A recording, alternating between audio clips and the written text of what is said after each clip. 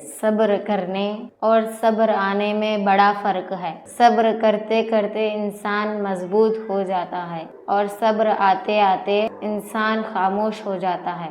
آواز تو کان تک آتی ہے، آواز کان تک تو آتی ہے، لیکن خاموشی آسمان تک چلی جاتی ہے۔